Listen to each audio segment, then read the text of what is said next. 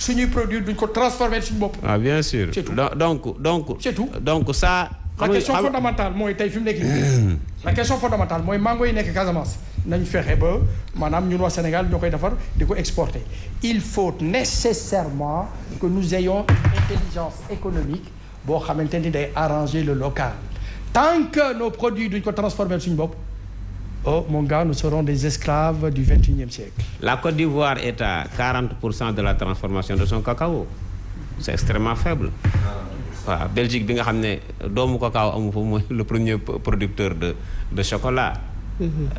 xam nga loolu c'est des modèles coloniaux yoo xam ne nii normalement ñun suñ dirigeant yi bi ñu ñëwee yu ci bëri fekkante ne amoon nga dirigeant boo xam ne nii il est xam na en fait ce que c'est que le développement.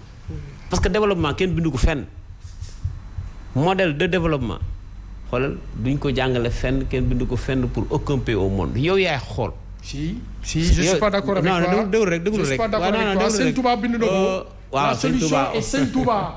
La solution du Sénégal c'est Sëñ Touba. waaw d'accord naa man Mouride laa ko yow déglu rek. non de question Mouride. dama la bëgg wax dama nang rek. dama la bëgg question Mouride parce que la solution elle est khadimique. waaw d'accord naa. bëggoon naa nag ñun intellectuels. non li ma bëgg wax mooy les fractures. Les différentes fractures de chaque pays doivent être les points de départ du développement. Tey Sénégal ñun suñu problème mooy lekk ak naan ba suur c'est aussi simple que ça. On n'a pas un bon système de santé. La production scolaire est une catastrophe. D'ailleurs, j'en profite pour féliciter mes élèves du lycée de Mbacké. Ils sont à 81 mentions. Dont une mention très bien, 7 mentions à bien. Vraiment, à Mbacké, chez moi. Donc, c'était peut-être pareil quand j'étais au lycée Limamoulaye.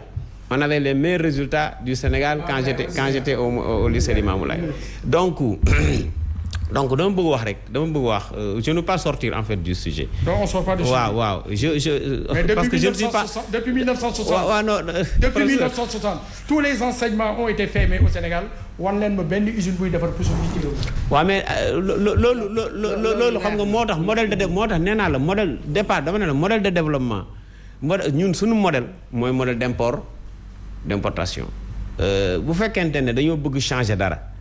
J'ai discuté avec des Bawol milliardaires qui voulaient monter une usine de genre canette là. Ils avaient amené tout le matériel, tout ça là. Nga diggante ils étaient je crois avec des Anglais. Diggante wut këyit papier autorisation. Ils ont fait plus de 6 mois gars yi tubaab dañoo mujj taxañaat seeni bagages dem qui bloque. Il y a des lobbies. Tey soo bëggoon tey def benn usine suukar ñu tere la ko parce que yàlla am na monopole fan lañ ko teg. comment ça gis monopole 50 ans. Troisième il a fallu que Wade ne Dangote fait tout pour démarrer avant que je ne parte parce que dañ ko doon bloqué donc c'est pas aussi facile que on doit le faire. Il y a ici des gens qui ont les moyens de cette politique-là. Mais quand tu me dis que je mets 10 milliards dans l'agriculture pour booster l'agriculture ou bien 20 milliards, mais c'est une hérésie.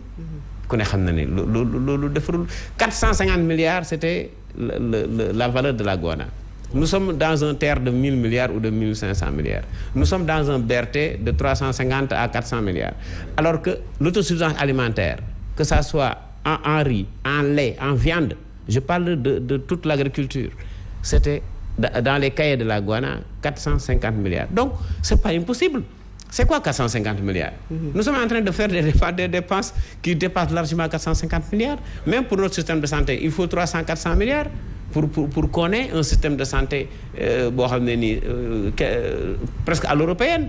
Hein? Même pour la production scolaire. Nous avons besoin de 2 universités. Tabax nañ ñetti stade. ñetti stade nga tabax ko te tabaxagoo benn université. Et ta solution pour les 450 milliards? Non, je dis. Est-ce que tu en as une solution? Oui. L'autosuffisance alimentaire. Si tu n'as pas une solution, moi je te donne une solution tout de suite, rapide, efficace. Professeur, dama ne la solution c'est la guana. La solution c'est la guana que l'ancien régime a raté. Il faut absolument remettre la guana. Ni ñu ko mën a tudde baax na mais que ça soit une grande offensive pour l'agriculture. pour la nourriture, pour que dans ce pays-là, qu'il y ait aussi une production énergétique suffisante, pour que facture courant yi mën a jóge 100 000 francs ñëw 25 000 francs, parce que facture ndox yi mën a jóge aussi 40 50 000 francs ñëw ay 15 000 francs ak 10 000 francs. C'est ça l'autosuffisance dont on parle. Tant qu'on n'est pas dans ces modèles-là, on sera obligé de dire oui, pétrole bi dafa yokku, farine de blé bi yokku na en Russie. Souvent il y a un feu de brousse, simplement feu de brousse en Russie, pour que le pain augmente au Sénégal, étant presque le premier producteur de est-ce que je peux donner une solution avant de mourir? Donc cette dépendance par rapport à l'étranger. Est-ce que je peux donner une bonne solution avant de mourir par rapport à ce qu'il a dit? Cette dépendance par rapport à l'étranger, il faut que qu'il y ait une rupture, hein? Une rupture, mais c'est tellement stratégique, et cette tendance vers, je ne dis pas indépendance, mais une autonomisation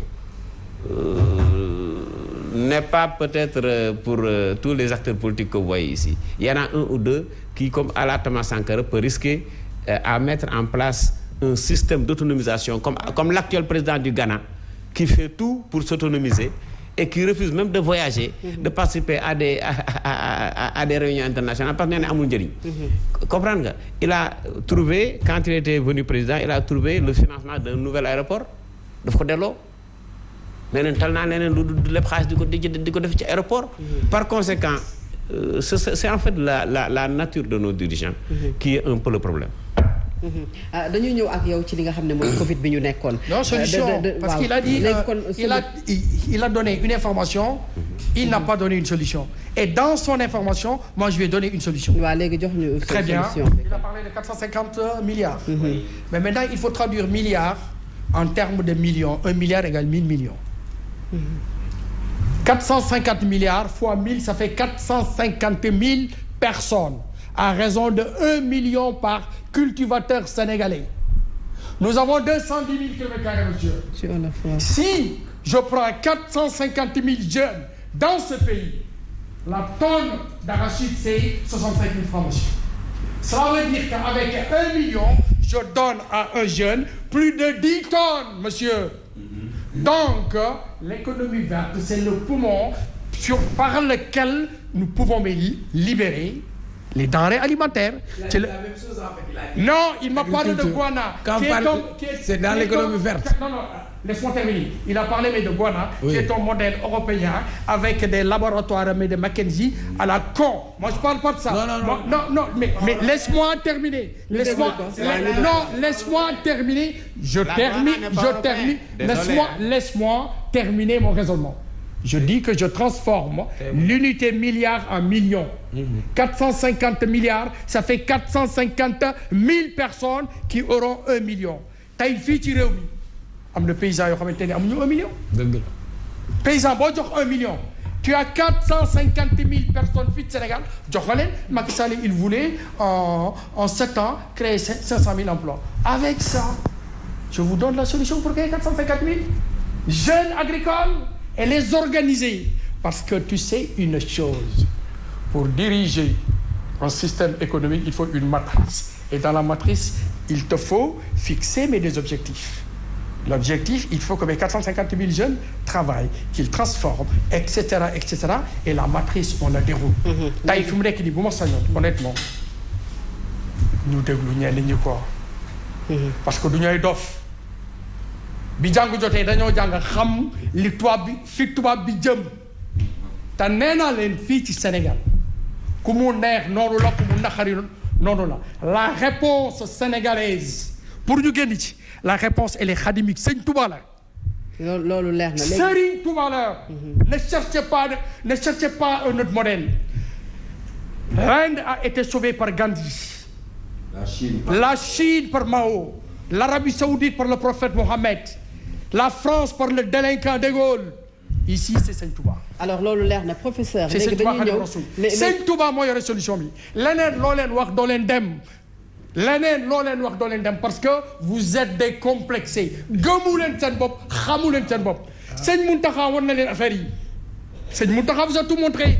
daje na Sénégal def na université def na Massalikul Jinaan. La solution du Sénégal je signe je persiste c'est Sëñ Tuubaa Xaadimu Rasuul. leneen loo leen def da ngeen def seen bopp. léegi bu ñu ñëwaat ci Covid 19. bi nga xamante ne génne nga yenn rëq-rëq yi ci gestion bi mais benn spécialiste de la santé bu ñuy wax docteur Babacar Niang. am ay kàddu yu muy yëkkati woon. que CTE yi dañu ko démonter matériel bi. jaay ko privé yi li ko jiitu ma yeggal li ko jiitu gis nañu njiitu mouvement Gëm sa bopp yëkkati kàddu lu toll ci fukki question ak juróom-benn ci doxalin boo xamante ne ay question Gëm sa bopp. c'est qui? Bougane. je l'aime bien parce que. am nga gan nag tey. je l'aime bien Bougane parce que maa moom ñoo bokk sëriñ bi je l'aime bien. alors fukki question il faut qu'il arrête ses conneries. alors fukki question alors ay question yoo xamante ne posé na ko léegi maintenant reste xaaral ma yeggale xaaral ma waaw toi je t'aime bien Sénégal. léegi dama bëgg a yeggale rek il faut di xam ni dama bëgg a yeggale question bi waaw léegi dama bëgg a yeggale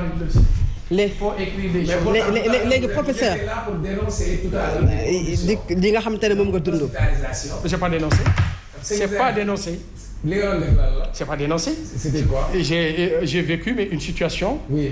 et j'ai alerté. léegi yeneen Sénégalais. j'ai alerté. dénoncé. j'ai alerté. oui et les autres aussi ils sont dans le rôle. d'alerte ils sont dans le rôle d'alerte aussi. donc je comprends mais en tout cas moi la réponse elle est simple c'est Sëñ Tuubaa. waaw léegi par rapport ak li nga xamante ne. pour moi la réponse elle est simple par rapport ak matériel médical boobu nga xamante ne. jugal na docteur Babacar Niang une convocation. est-ce que tey li nga yëkkati ci ay révélations teg ko ci kaw hôpital Dalal Jàmm jarul woon une enquête boo xamante ci dinañ ko ci pour leeral li nga xamante ne moom nga fa wax CTE yoo xam ne au départ dañu waxoon ne c'est gratuit yow ci say kàddu bu ñu sukkandikoo nga ne CTE yi c'est pas gratuit mais également am ay factures yoo xam ne dinañ ko gis. mais man il faut ñu fay ma. facture puisque c'est pas